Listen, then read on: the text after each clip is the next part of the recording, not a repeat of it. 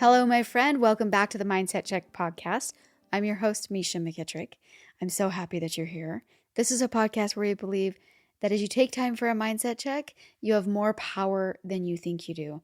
And where we actually believe that there's a lot of power that you have in receiving answers that you might need for your life. That's what we're going to talk about today. Jake is sharing such a huge part of his heart with you today. And I hope that it helps you. I hope it lands. I hope it fills you up completely and checks you into new possibilities.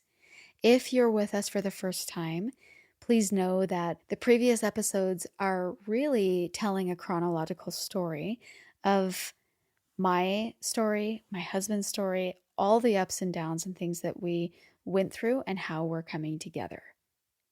And if you want, you can go back and listen, or you can just listen right here with us as we move forward. If you're doing that, you do need to know that we are in the middle of a little bit of figuring out life right now. It felt pretty clear to us that we were both like on board and we were going to get married and we were super excited. And then there was a big roadblock. We felt a lot of confusion and we knew that it was time to push pause. And so we decided that we were going to date other people. And that's where we're at in the story. And it gets a little bit hairy. But it's one of the most important things that we do in this life is figuring out answers and how to decide what to do in our biggest moments. So let's jump in and hear what Jake has to share with us. Sunday, January 24th, 1999. For 2 years, I tried my best helping bring people closer to God. The flip chart I carried in my bag even included a page showing an example of how to pray, how to open a prayer, expressing gratitude for things we are thankful for, asking for things we need or want, how to close a prayer. It was truly humbling to see how many people of the West Indies didn't even know how to do that. Maybe that's everywhere. I realize now the blessing of being raised how I was. I grew up being taught so many other principles about prayer, how to study things out in your mind, how to ask if what you're feeling is right, the importance of praying out loud both morning and night. I even discovered for myself as a teenager that my days at school seemed noticeably better when I would pray. For that reason alone, I believe in the power of prayer. It's interesting that with all I know and with all I've experienced, I find myself back at square one, trying to figure out this prayer thing, just wanting to feel God is there and will answer my prayers. But here I am, still stuck on the answer to the most important question I will probably ever ask. Is Misha really the one? This weekend I traveled to Phoenix again to see her. It's crazy, I'm so nervous and jittery with things not being quite right. The butterflies in my stomach are just flapping around in there. The confusion still seems as strong as ever. It's been so bad that I've even been praying to ask if it's because I'm not supposed to be dating her at all. I don't even have an answer to that yet. All I can do is just stick with the status quo of seeing her as often as our schedules allow. I'll see her in a few days, and Valentine's 2 weeks later. I never would have imagined feeling this tormented. I really hope it doesn't show, and that I seem like myself. Monday, February 1st, 1999. Journal letter to Misha. Dear Misha, writing here, as if to you, helps me best express what I'm really thinking and feeling about you and about us. It was great being with you again last weekend and to feel a little better about us. I didn't know what my reaction would be like, such a mix of emotions the last couple of weeks. Or is it inevitable to feel good when someone so fun and beautiful like you arranges so many amazing things, all jammed into one weekend? Candlelight dessert on a windmill in the orchard, gondola ride at a nice resort, comedy show, rollerblading, morning breakfast. For now, it's comforting to feel happy in those moments. I honestly didn't know if this trip would be my last, at least for a while. It's just so difficult to understand how I can feel so good when I'm with you, but when I'm back home, the uncertainty creeps right back in. I continue my prayers about us. They are consistently filled with tears. It's now caused me to take a huge step back with the very words and phrasing I use. I now find myself thanking God that I have at least had the privilege of someone like you in my life, no matter the outcome. That even though I don't understand why He would allow us to make it this far and things to not work out, it helps me to know what I'd look for in a companion. I've really had to fight off being angry with God if we're not meant to be. It's the strangest thing to even think those thoughts in the same breath as accepting His will. The truth is that I so desperately want you to be the one and to be able to feel that without hesitation. But that's just it. Why am I not getting an answer? Why is this becoming such a long, drawn-out process? Shouldn't it be easy to just get answers to yes or no questions? Somehow it's not. I wake up with such a pit in my stomach and hope it subsides as the day goes on. I talk to you at night and it seems to go away, but I wake up and the pit is back. It's gotten so bad that I feel I can't continue on like this. Please forgive me, Misha, but if I can't figure this out soon, we need to be over with or a long break. In my heart, I don't want that, but I can't keep doing this and feeling this way. I really hope you like my Valentine's gift I'm bringing you. It's felt like countless hours figuring out how to make it. It's been an emotional process for me. You'll see why. February 21st, 1999. I just got home from one of the most important conversations a man is privileged to have, sitting across from the parents of the person you love the most, that you know is the one, asking permission to marry their daughter. I have never felt so humbled and grateful by the process I've gone through to get to this point. I have never felt so assured, not just what the answers are, but how I receive them. The process of prayer can be such an interesting thing. Many of us pray to a God we believe in or know is there. Regardless of what is true, my experience seems etched into my soul. I will use it as a foundation to whatever other difficult questions or decisions in life I may have. The past few weeks, the more I analyzed scripture stories and examples, the more it became clear what I've been missing. Yet it wasn't so much learning anything new. It was taking enough time to recall what I know. It wasn't enough when I was asking simple yes or no questions like, am I supposed to date Misha? Am I supposed to marry her? I clearly wasn't getting anywhere with that line of questioning. I had to start taking more initiative, making choices, stating what I either thought the answer was or what felt right. And the best part of the process, reversing the phrasing with an opposite answer to see if that changed in any way what my thoughts and feelings were. The simple question I asked before the January 29th trip, dating. Heavenly Father, I want to continue dating Misha, and I have made the decision to do that. Is that what I should do?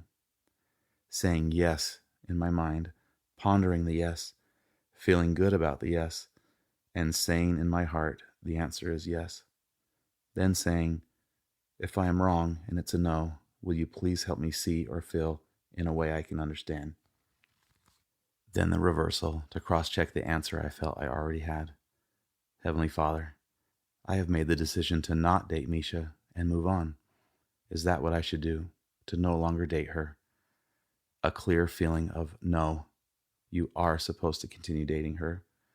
It was incredible feeling much more at peace in that moment.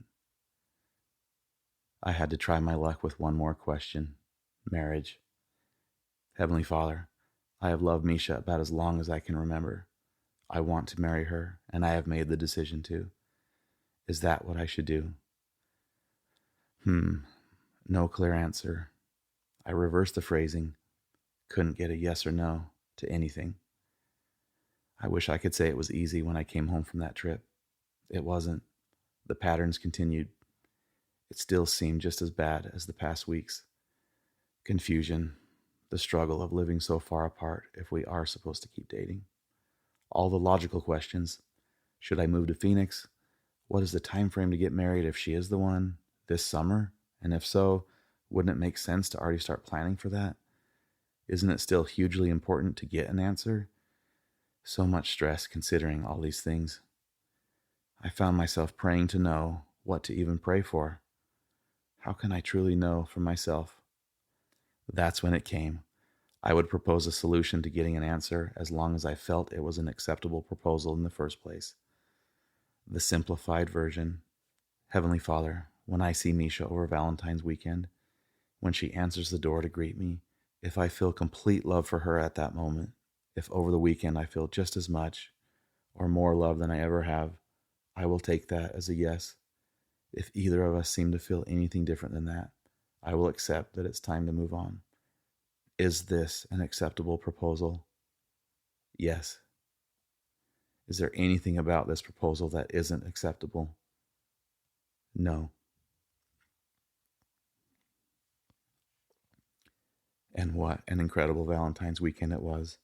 I'm glad to know the memories CD I gave her has reason to truly be a treasured gift over the years. She comes home to Lindy's wedding on Friday, March 5th, just over 2 weeks, and I know the perfect question to ask her. Big life questions are such a big deal, such a huge deal.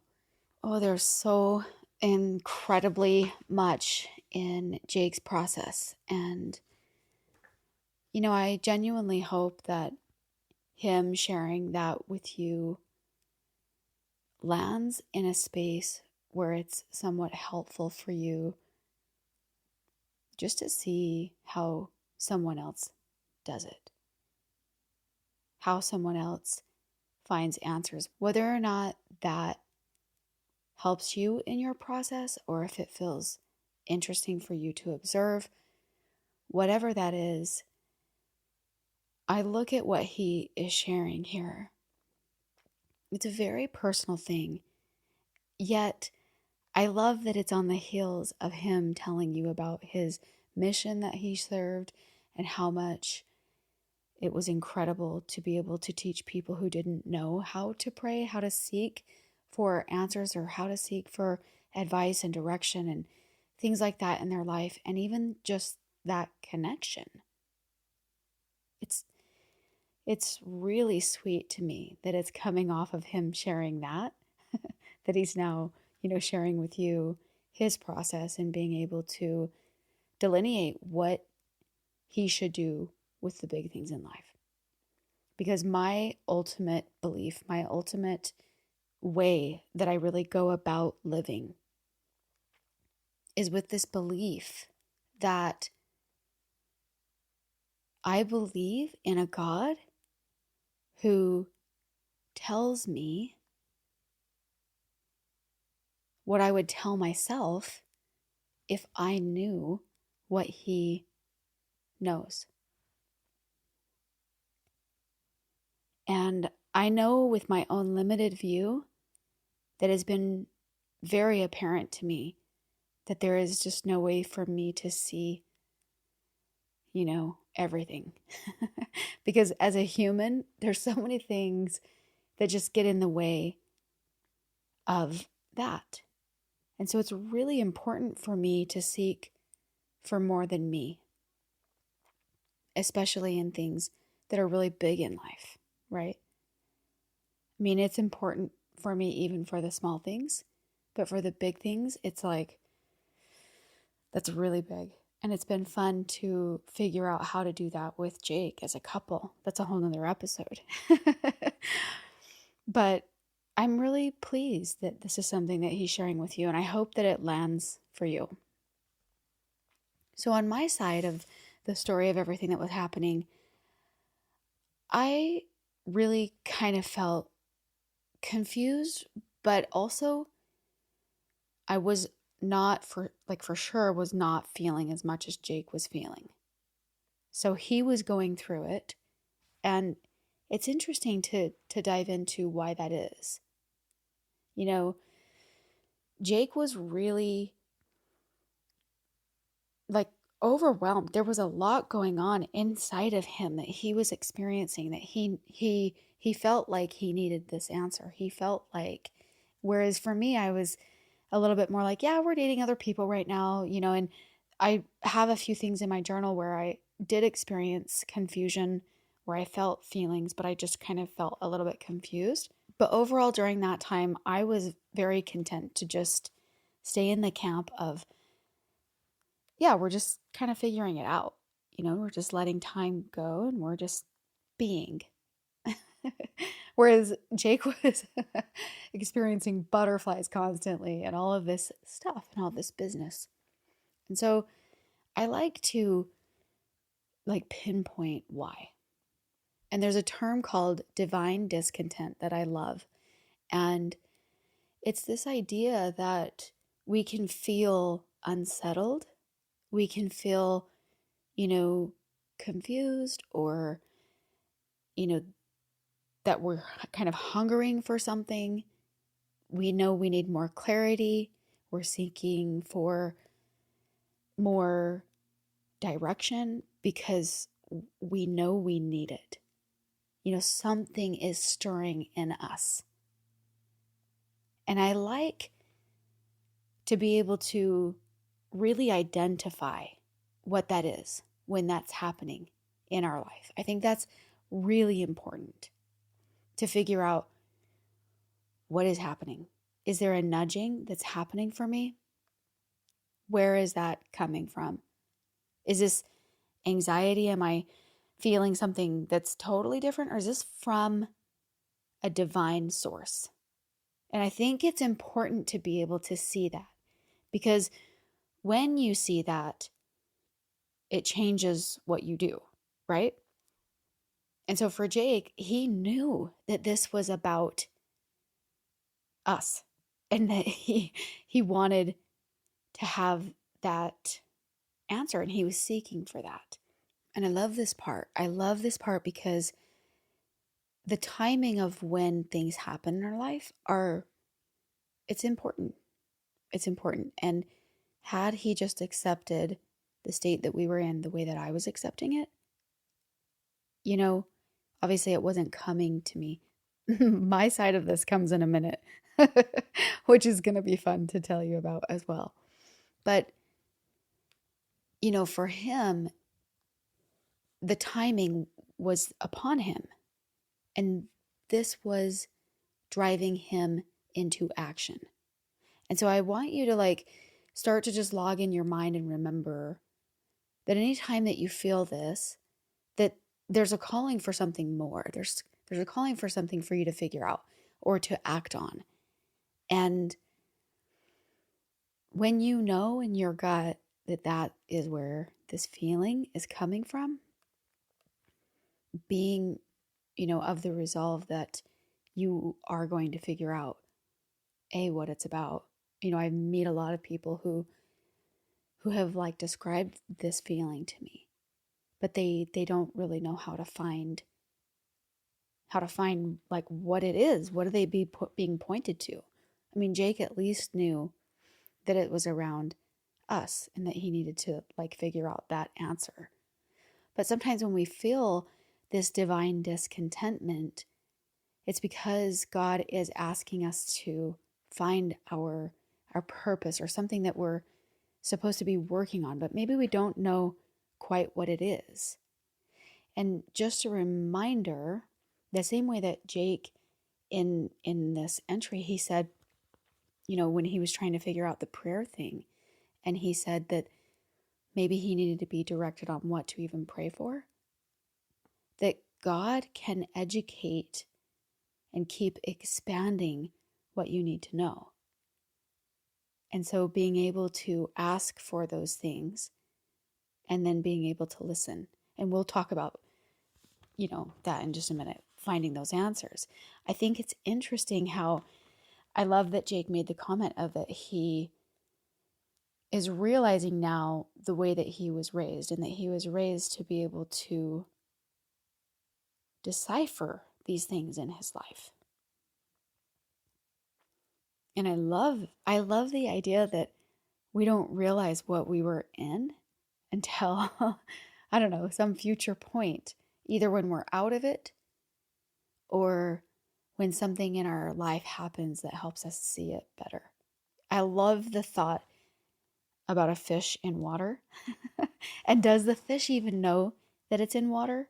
Or, like the difference between air and water. And, you know, I mean, we know the answer as far as like a fish's conscious awareness that they don't know they're in water. But it just goes to show that we don't always know this feeling that we are so used to, that we are surrounded with. Sometimes we take those types of things for granted. And it's really cool when we have moments of awakening to those things. I love Jake recounting so many of the memories that we had and the experiences.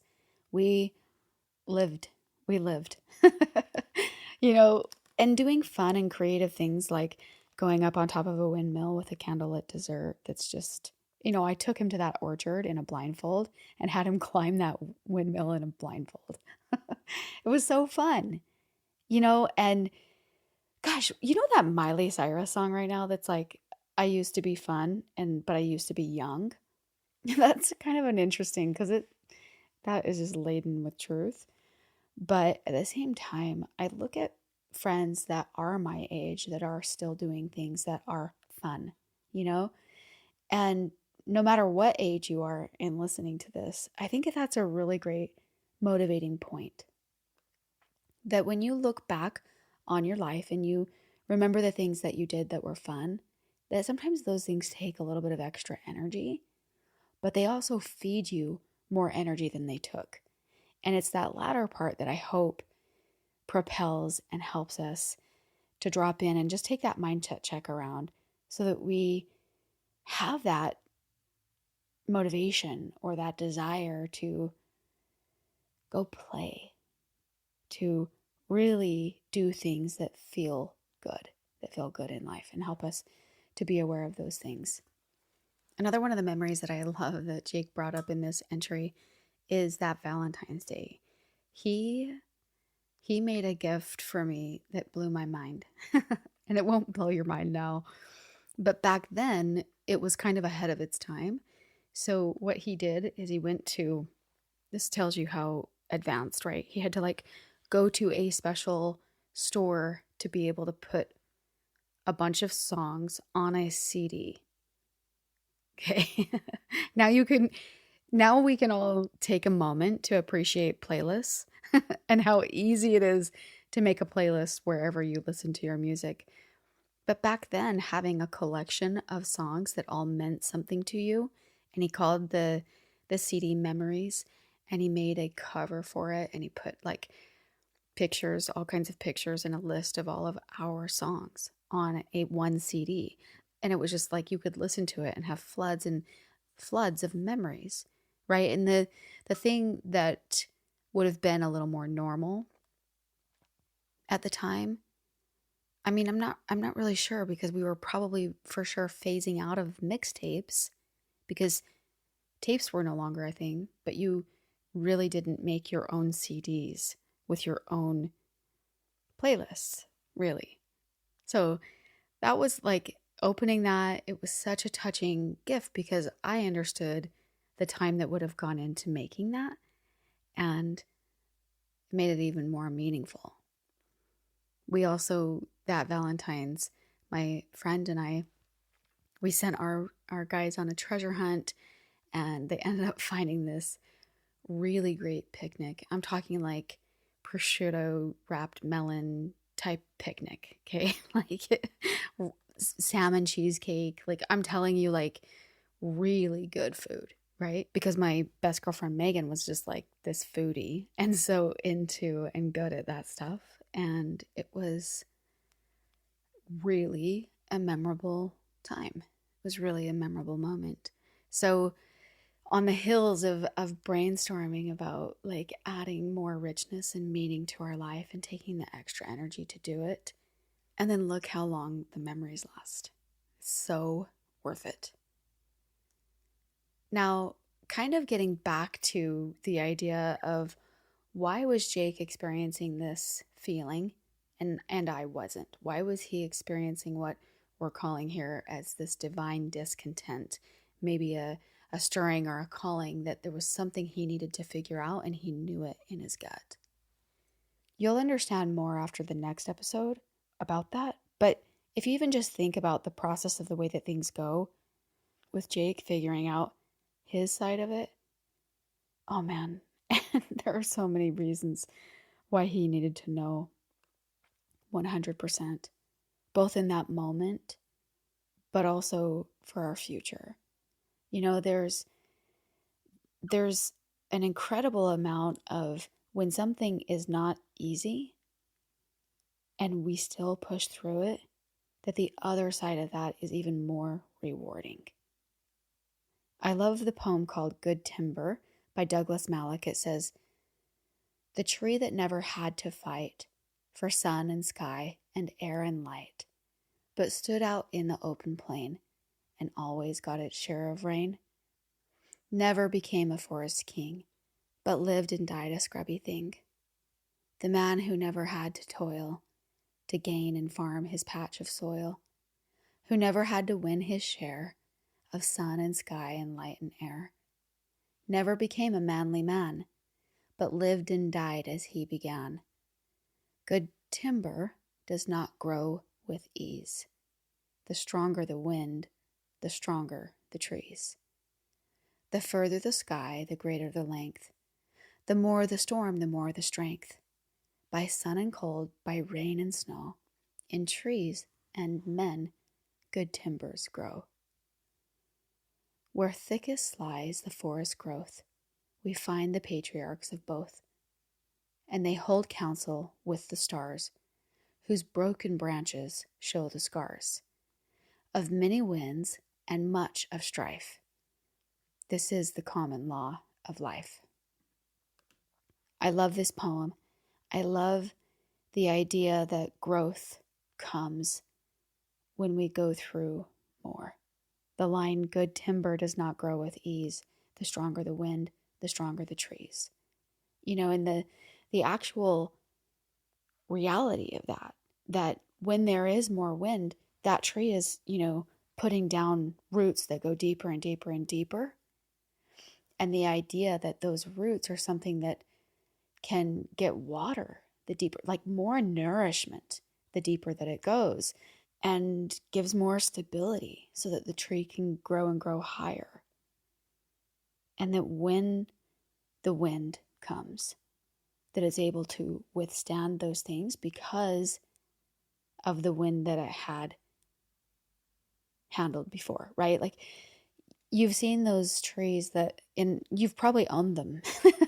So many people have had trees right in their yard that were secured by a stake, and then the support broke or something, and then they were no longer secured by that stake, and then it actually made the tree weaker because over time they weren't allowed to be gently exposed to wind so that they could grow stronger and stronger and stronger, and then boom, they break, they snap. I have or had one of those in my yard and, removed the thing, what was left of a tree. And it just goes to show that when we go through struggle and when we go through toil and strife, that it does give us more strength. And I think that strong experiences like this help us to be more sure about the eventual outcome. And it also helps us in developing our trust, right? There's an incredible part where Jake talks about the power of prayer and being able to rely on that trust. There was a time where I was helping to lead the youth of our church, and we were having a conversation as adults about teaching them about this very thing. And some adults were kind of mentioning like, oh, okay, we need to be careful that we don't teach like you will get an answer, and how to navigate like if you don't, and blah blah blah blah blah. And I observed and was sitting and listening, and my only question was like this red blaring like sentence that was like across that I could see in my brain. And I just kind of asked like, then are we really teaching them what faith is? Because if we give too much leeway to not getting answers, then we're actually not in faith at all. And that's a very interesting thing, right? That there has to be a great balance between believing that we will get the answer and being okay with whatever way that answer comes. And so I like to say it that way versus not getting the answer. Because I think that we will get the answers, even if it takes more time. But I also think that we get answers in a lot of different ways. And they sometimes come outside of the box of the way that we think that they should look. I love Jake going through his method, that this is something that really works for him. And he uses this method a lot. Essentially being able to propose something, that he's already made up his mind about, which I think our Heavenly Father really wants us to do that. He wants us to figure it out for ourselves and then ask for his advice around that. I think that that's a great method. But then Jake being able to cross-check and reverse it and just to really make sure. That's kind of his personality. He really likes that. Some of us maybe seek for something and then it comes to us in the days to come. Maybe it's through music, through the voices of others. Maybe other things just come up. You see something and you feel something at that time or whatever. There's a lot of different ways that things can be laid on our heart, that we can have realizations of what is being communicated to us. And I think it's really important to take care to recognize how that works for us so that we don't miss, making sure that we're being as open as we can to seeing what is coming. There's a funny joke that says, there are these two guys sitting together in a bar in the remote Alaskan wilderness. While they're old friends, they have different ideas on God. One is a priest and the other is an atheist. They begin arguing about the existence of God. The atheist says, look, it's not like I haven't given God a chance. I've even tried the prayer thing and it didn't work. The priest asks with some incredulity, did you really pray? When did this happen? Just last month, replies the atheist. I got caught away from camp in a terrible blizzard. I was totally lost and I couldn't see a thing. It was 50 below and so I prayed. I fell to my knees in the snow and I cried out, oh God, if there is a God, I'm lost in this blizzard and I'm going to die if you don't help me. The priest looks at the atheist with a puzzled expression and exclaims, well then you must believe in God now. After all, you're here, alive. The atheist rolls his eyes and says, no way, that's not how it happened. A couple of Eskimos came wandering by and they showed me the way back to camp. Different perspectives, right? It's so interesting that if we don't look for it, if we don't lean into it, we miss it. We can so easily miss it. And, there's a lot of different layers inside of this. It might be interesting to some of you to look at Jake's example to be able to say some of his final requests around this were to be able to know how he felt, the moment that he saw me or throughout the weekend or whatever, for those feelings to be apparent to him during those moments. And, as he was telling me about what he had recorded, he told me that there was that time where he came to my door and I answered the door and he had this flood of feeling, like a really cool experience that just washed over him. And I loved the opinion of another friend that I heard who was a very well-versed scientist and very educated man.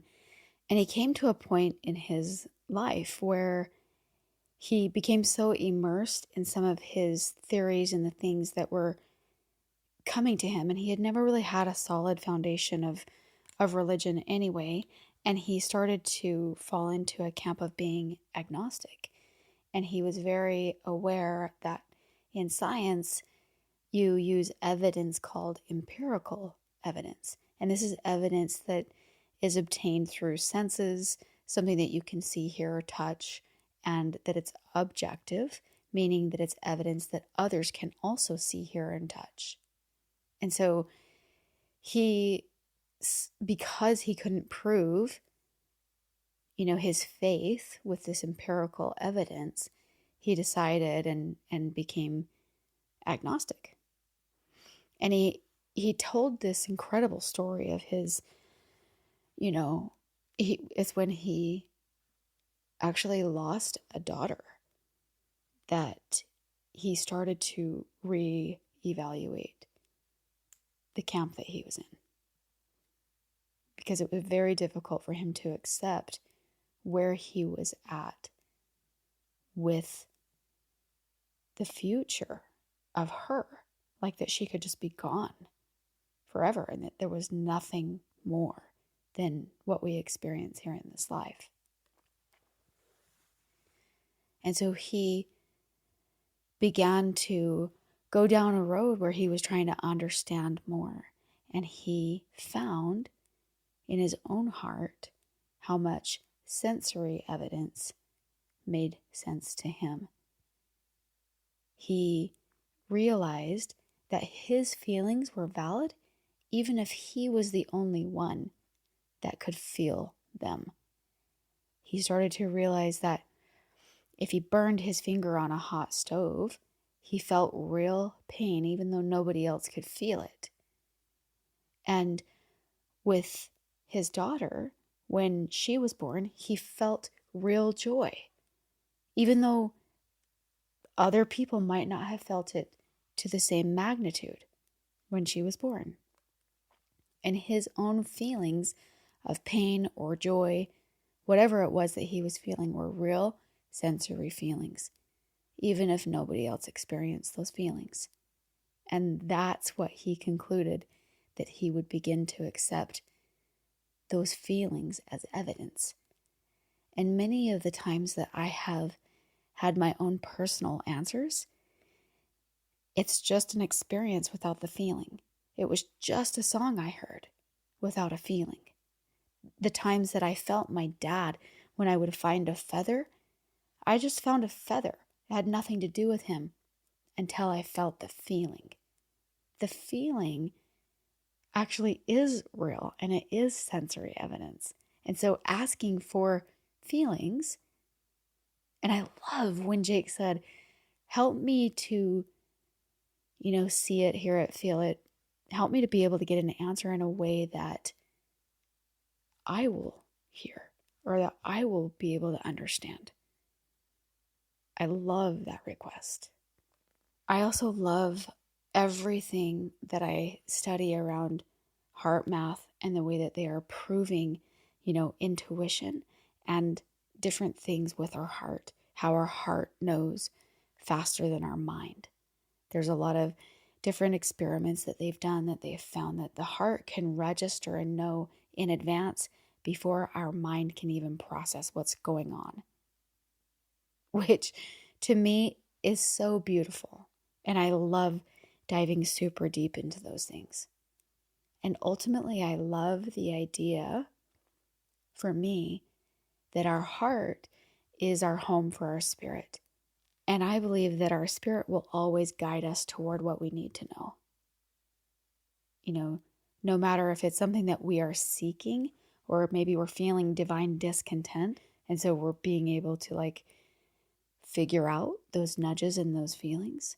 No matter what it is, I think that checking into our heart is something that no matter what you believe, you can't contend with the idea that you have some kind of a honing system inside of you.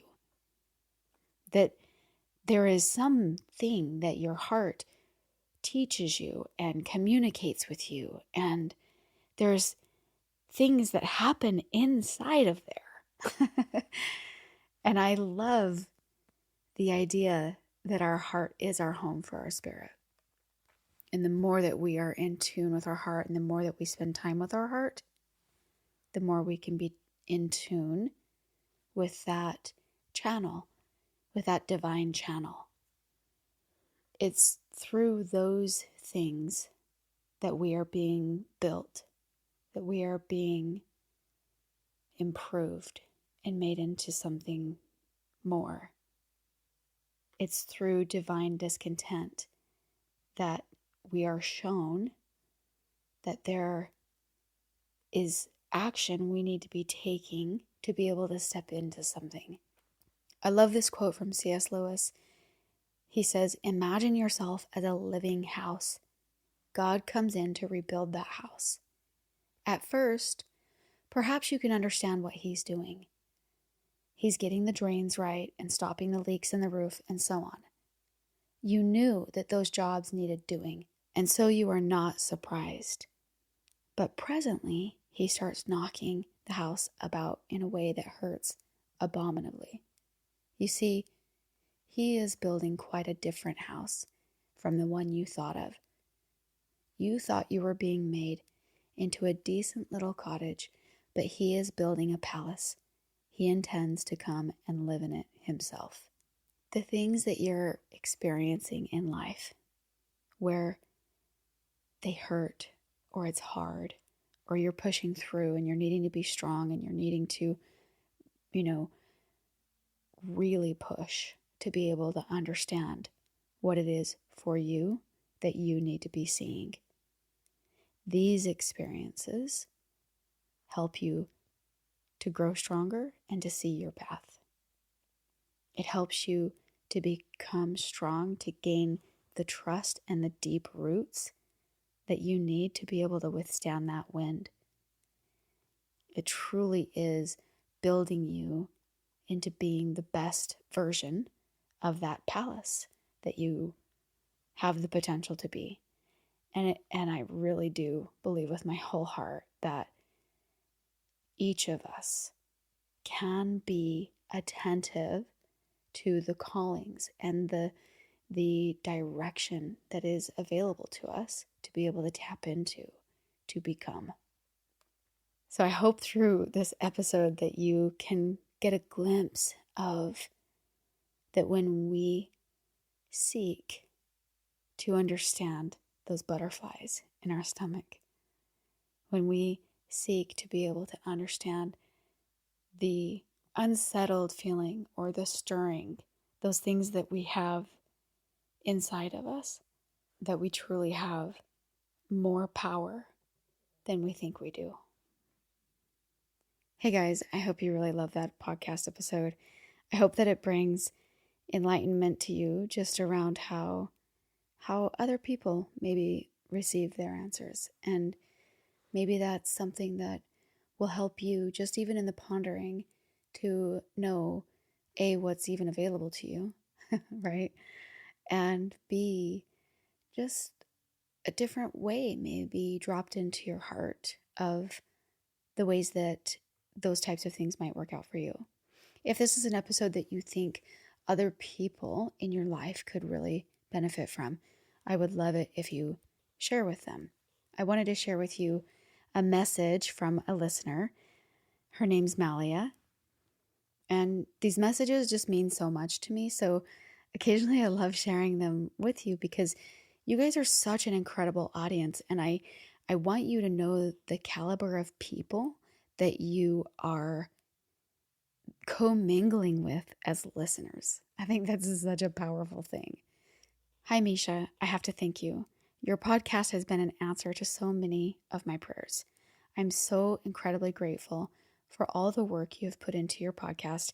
It has blessed my life so much. I absolutely love you, and I'm so grateful for you.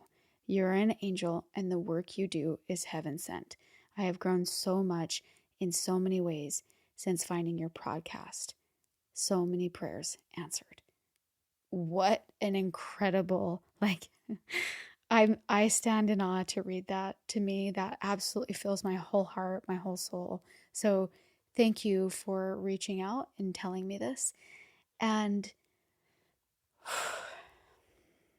Wow, guys, like we have the power to do that in people's lives, because we get brave and we share. Because we get brave and we share, we help other people through this living existence. And to me, that's among the greatest work that we can do. It's such a pleasure and such an honor. And also, we are mirrors. We see and recognize in other people what we have the potential to, because it's also a part of us. And so I hope that that sits well with you, Malia. And I hope I'm saying your name right. But anyway, thank you so much for this message. And please know that it's an absolute pleasure when it lands like this.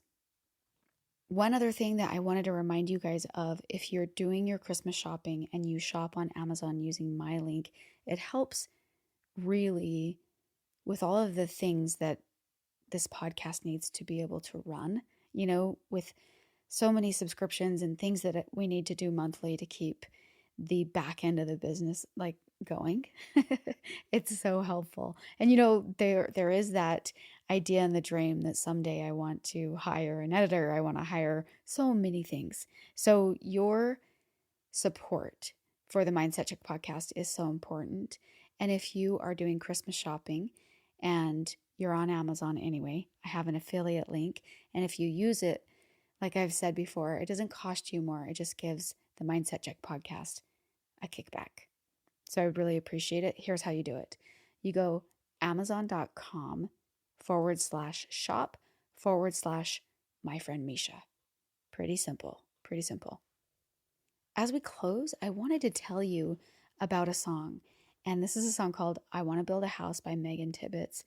And it is beautiful, and it's a little bit reminiscent of what we talked about today.